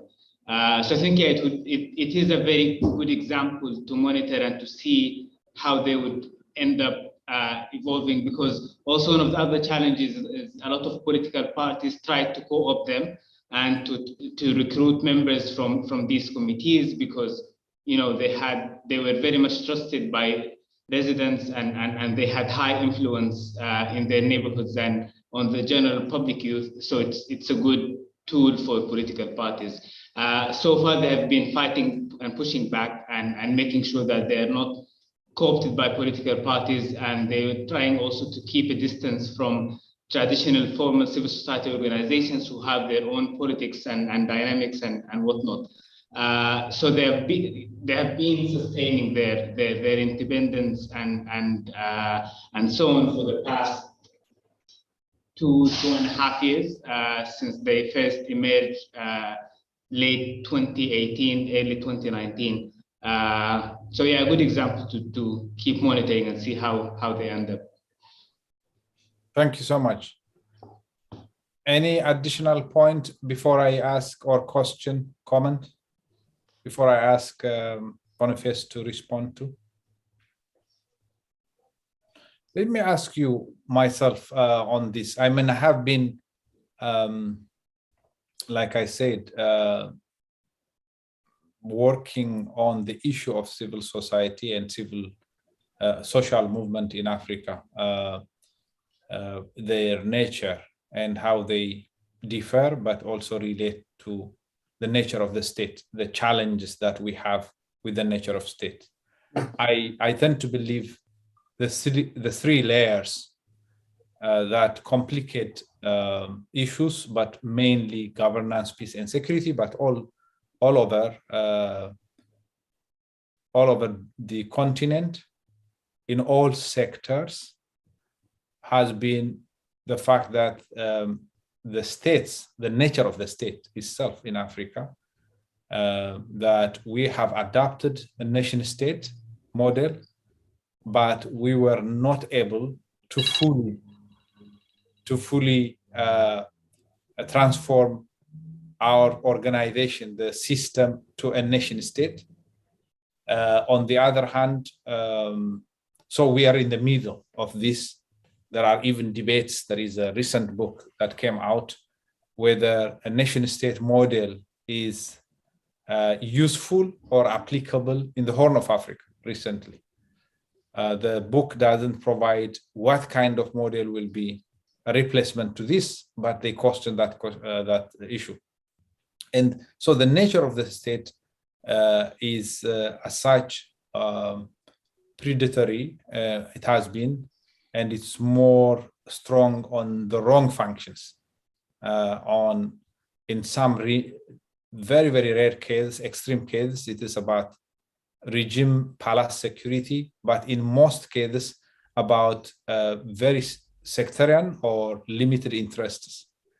And then it is also weak on the core functions of the state, the right functions of the state, provisions of human security, broadly speaking. Now, the civil society by itself is, if you broadly define it, anything that is outside state structure, including traditional and non-traditional forms of organizing citizens or nationals organizing themselves to engage on many issues. Then you have a big issue that raises the state itself is the result of those civil society movements, if you wish, civil society in broader sense, the society. And so it is the result of the society. The states, the problems that we face are also a result of these societal interactions. And the reason why I'm raising this one is, if we were to have more transparent, accountable, and democratic civil society and social movements towards this, not only will it serve the democratization and openness of this civil society, but also the state, the nature of state would have been much easier to reform and capacitate it rather than limited to the civil society.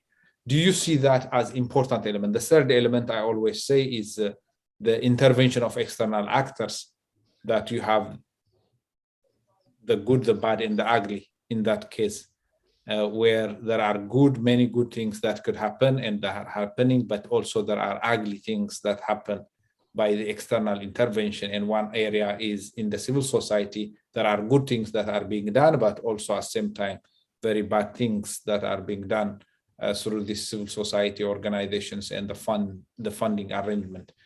Can you also link and how the change in or transformation of Africa could be achieved through civil society engagement with the state or the government in a more specific area?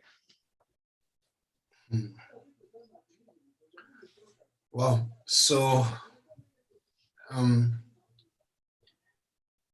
the Kenyan Constitution actually is a product of civil society. So what happened, we fought before 2010, we had a constitution that was signed by the Queen. So it was very retrogressive. The laws were very repressive. You'd be taken to court at night, denied bail, you'd be held indefinitely. There was solitary confinement. There were laws that say that the judge could actually deny you bond or bail based on their feelings without giving any explanation. The government would actually hold you for 6-7 months without letting your family know that they're holding you. So the constitution we have in the country was written by activists and civil society that had lived under a very bad regime. So today in our country, if I'm getting arrested today, the government has 24 hours to arraign me in court. And the arraign me in court have the right to a lawyer, and they have a right to bond. Doesn't matter the crime. Because in the old constitution, you could be held without trial for murder or terrorism or robbery violence. And all the government you had to do was arrest a guy called Koigi Mwere, and they plant guns on you. And Koigi was in jail for like 9 years or 10 years. And he didn't even have a gun. He didn't even know how to use a gun. So to avoid that happening to many people in this country, the writers of the constitution said, everyone has a right to a fair trial, and everyone has a right to bond because you're presumed innocent until proven guilty. And the whole idea for that constitution was to ensure that no government in power will ever use the law to oppress people. So what has happened in the last, since Uhuru was elected in the last 9 years, is the government that is in power has been trying to overthrow that constitution and to change the laws to take it back to what it used to be. So the question was, how can civil society work with government to bring the changes they want to see? By first passing laws, because now the laws protect everyone, and the law is one is above the law.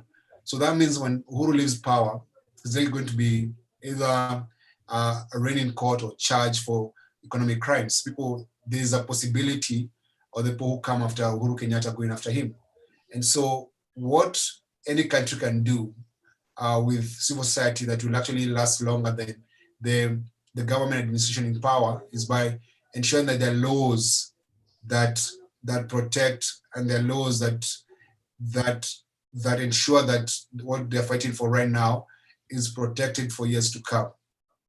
You know, one of the reasons why Israel is able to oppress the world right now is that they're able to pass laws on Holocaust and denial of Holocaust and what happened in Germany.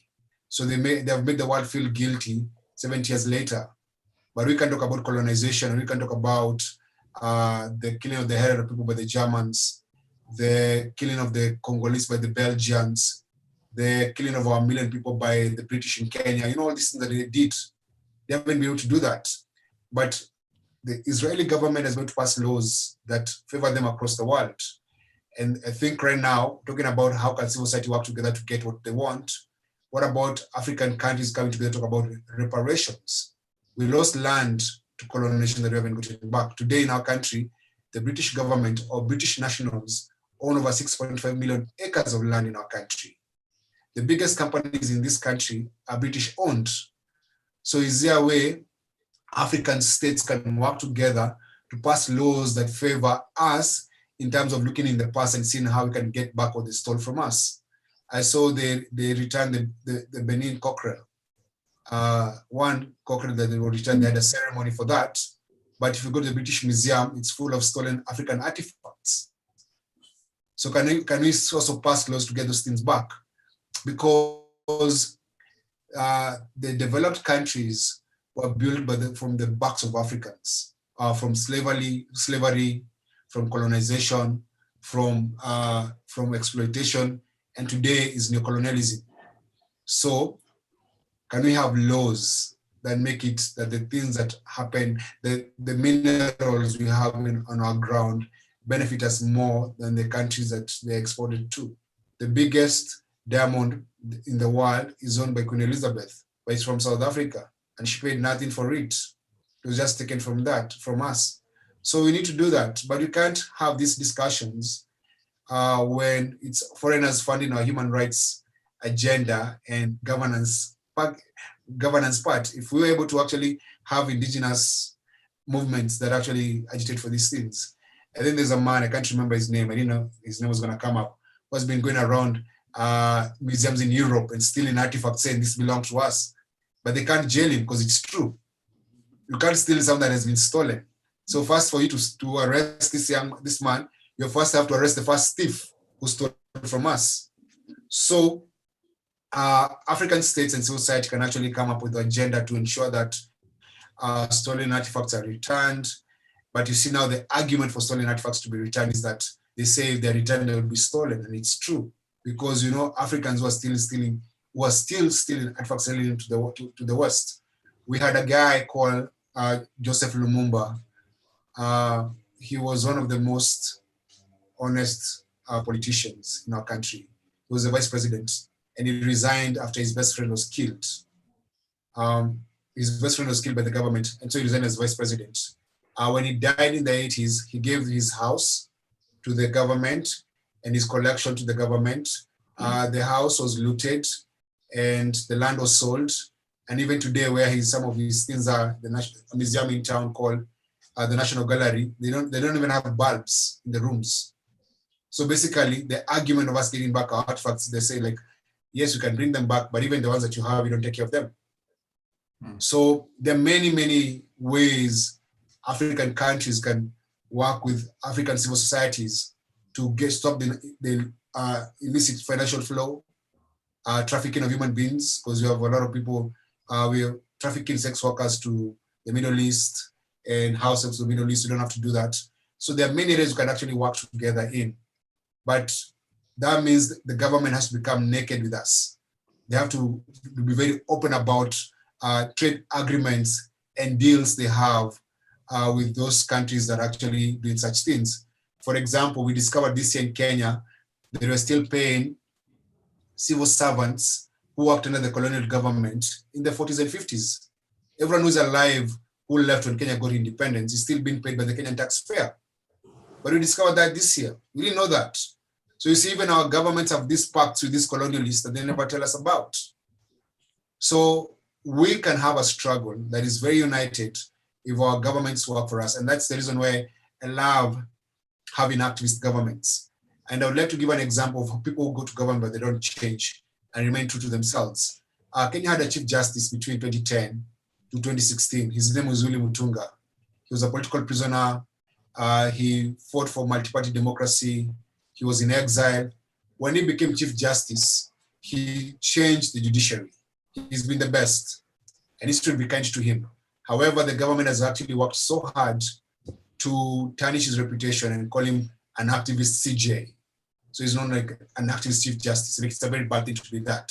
But it was very progressive. But he went into government without any corruption scandal, worked for 5 years, ran big budgets as the president of the Supreme Court, left without a single scandal. And he lives in an apartment in Nairobi.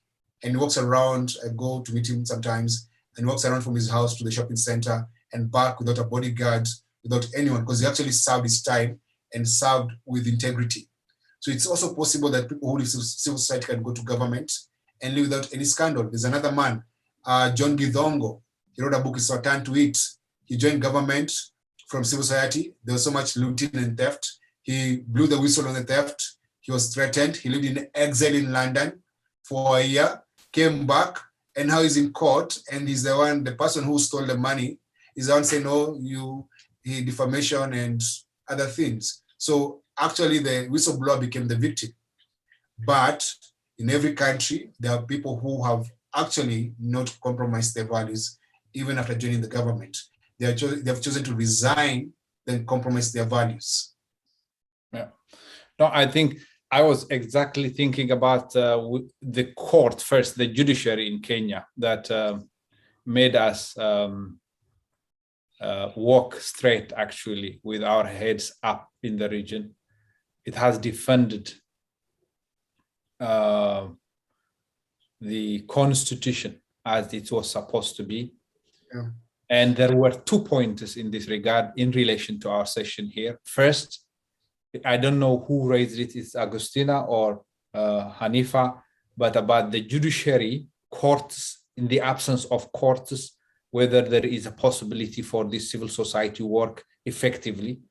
But the other way around, it can work also. Boniface was raising that the current constitution in Kenya, which is appreciated a lot, and with the recent BBI initiative that was basically thrown away by the courts, it shows that the civil society was the basis, and civil society defined broadly, like Boniface was saying, not to apply simply Western definition of civil society only, but the traditional movements and so on also, involvement of those, and this civil society movement influencing and leading to this kind of constitution. Of course, there was international intervention, positive one, the good one, if you wish, and leading to a constitution that empowered the courts and empowered individuals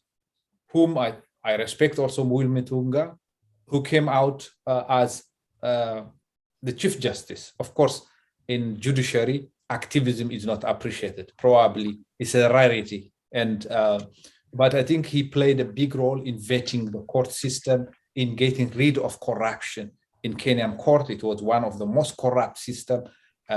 One cannot say it's free of corruption totally, but it has improved significantly.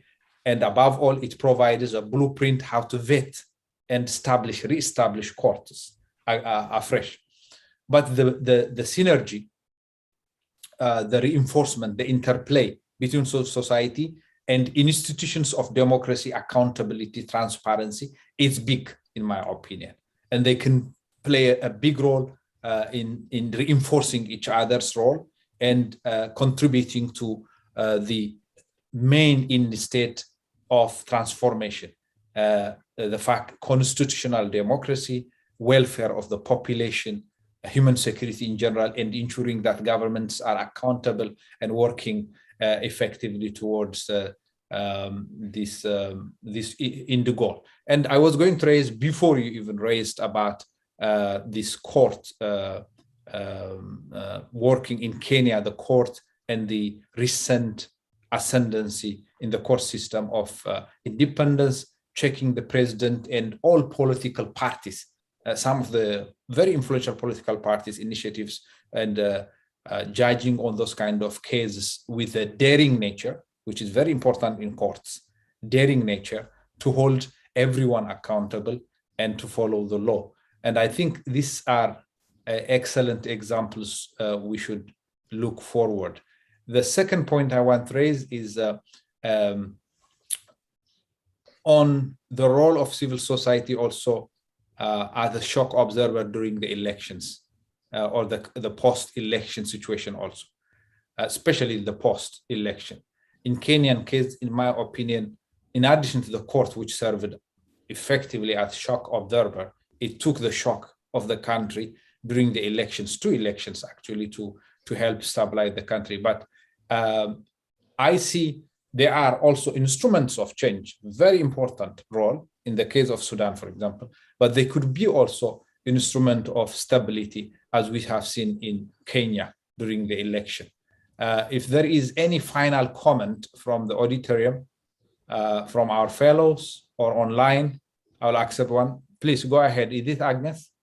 It's Agnes.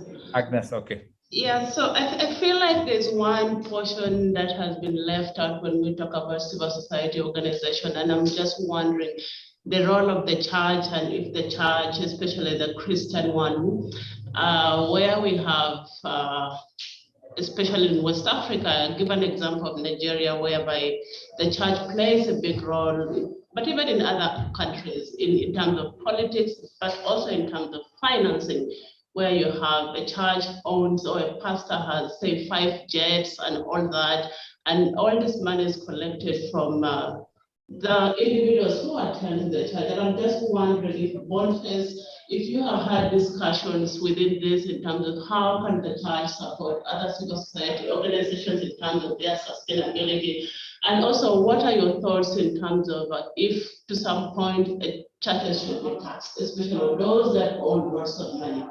Thank you. Thank you, Agnes. I think this is excellent question and very timely. Thank you so much for raising it. We would have missed something important. Yeah. Boniface. Wow. So the Nigerian church has actually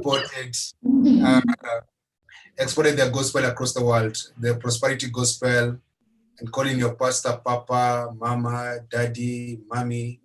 And African governments have learned how they can co-opt the church to keep the masses stupefied and the masses just foolish. So the church used to be a place of liberation. One of the strongest part of Kenya's struggle for multi-party democracy was the church element. There was a speech, I think in 1982, by a person called Reverend Timothy Njoya, who told the president he must end the one-party state. He was harassed, he was beaten, he was almost killed a couple of times by the regime because he spoke truth to power. In the 90s, we had a priest called Father Kaisa, who spoke about ministers who are raping girls and internally displaced people and refugees in Kenya, and he was murdered. So the church played a very critical role in the 80s and 90s. Then there was a phenomenon that started in the US, then through Nigeria, then came to the rest of the continent, prosperity gospel, where people are told that, oh, if you tithe, if you do this, you're gonna get that. And so people stopped paying their responsibility as citizens and said to actually involve the deity in the day-to-day politics. So there are a guy who died on the pulpit the other day is called TB Joshua, who was saying, oh, I know he's going to become president, or leaders are God's anointed. So this nonsense about God appointing leaders became part of the political narrative. So when someone goes to church and kneels down and says, I believe in God, and they pray, and then you say that's God's anointed leader, and they're all pretenders and actors, very good actors. So the church became part of the regimes because the churches need government permission to operate. And so if a pastor or a prophet or a cleric knows that the government must approve for me to be able to run my ministry, that means they will not make the government uncomfortable. So the churches are part of the problem because now our parents and our brothers and sisters, instead of fighting for change and believing that they have the power to change the government through protest, through civil disobedience, through letters to the editor, they decide to go kneel and pray for things to happen. My mother was a believer and she died about 21 years ago. And my mother used to, in the 90s when things were very bad, my mother used to go and pray and fast for the then president to die. And they would pray for 3-4 days. And that guy never died, man. My mother died in 2000. That guy died, I think, 2 years ago. He lived for 19 years, for more 19 years. So the prayer did not even help my mother to either get money or get that guy out. There's nothing wrong with prayers, but prayers and church will not change our respective countries unless the gospel is the gospel of liberation, of holding the leaders accountable. But the gospel of prosperity and blaming the devil will not work anywhere. I tell young people actually that the devil is not to blame and God is not to blame, because the devil and God don't own voters' cards. They don't vote in any election. They don't own any title deeds. They don't own any cars. They don't own any jets. They don't own any land.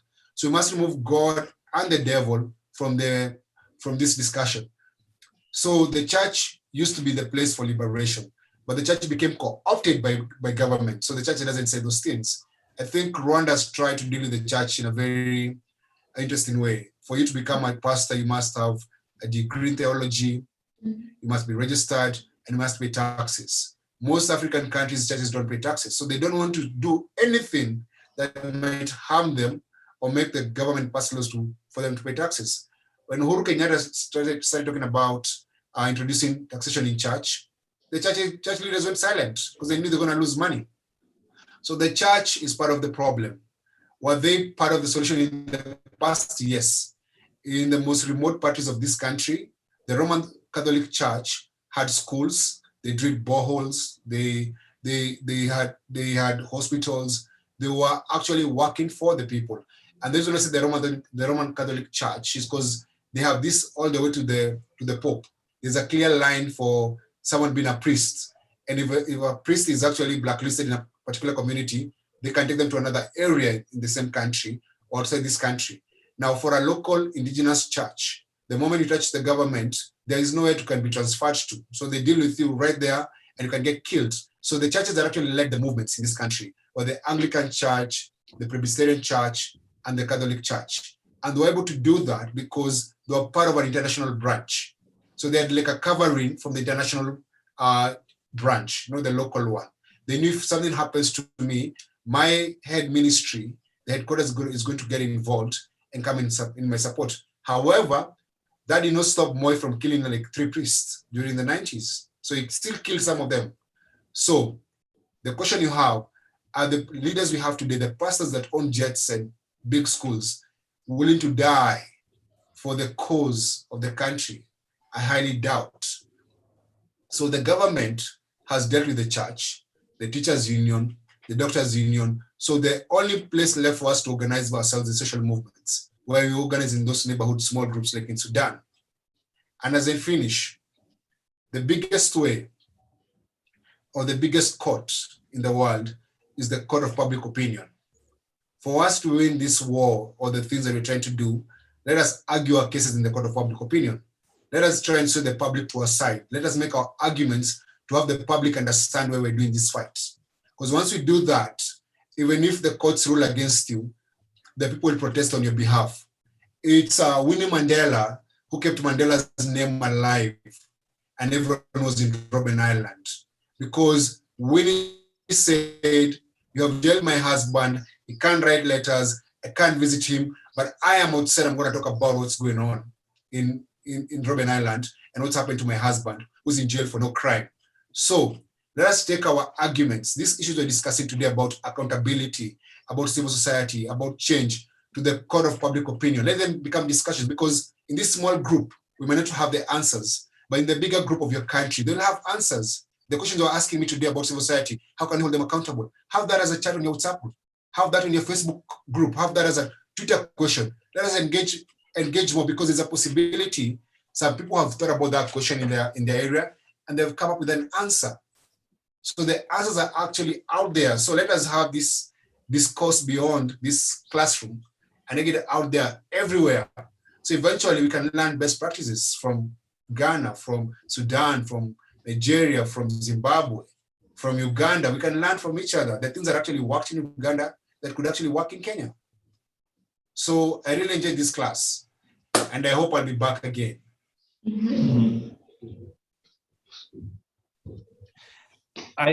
This question about church was so important. If we left it out, it would have been left a big hole in our discussion as we speak about civil society, even if we will have another session with another person on civil society. But I think it was excellent point. The traditional conception and understanding of churches was that all faiths actually, was they were churches of the poor, the disadvantaged, and those who need a lot of support.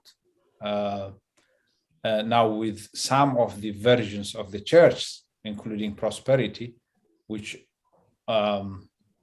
is affecting Africa's politics. Ethiopia is an example where, or others, if you wish, Burundi was another one, where you have leaders thinking that they are annotated by God, they will be removed only by God. And AU peace and security, jokingly I said in 2016 in Burundi, when we heard about the response of President Nkurunziza, that he is not willing, because this is God's will that is happening, willing to cede power, that you don't go to AU Peace and Security Council, but you go to the Council of Churches, basically, to even talk to him. Basically, I think it has affected seriously the political landscape, and its impact will be long-term. In Ethiopia also, it played a big role. The situation that Ethiopia is in now, and how to address this one, it goes back to the 2 points that were raised in the beginning of the discussion. Accountability of all institutions, including churches and faith-based organizations, that they have to be accountable to the people that they serve or they are supposed to serve. It's only through that, transparent also, through that we could have some role. I invite also most of you, if you don't watch, there is a documentary film called The Family, which is a very important film on Netflix. And there is also a book, a detailed book around those areas that might be useful. But like all other sessions, this one has to also end now. We have gone more than 8 minutes of the allocated time. Boniface, I would like again to thank you for giving us this very interactive and interesting discussion and perspectives that are informed by your lived experience. And also thank you all for your active participation, and hopefully we'll see you soon. Thank you. Thank you. Bye-bye. Bye-bye.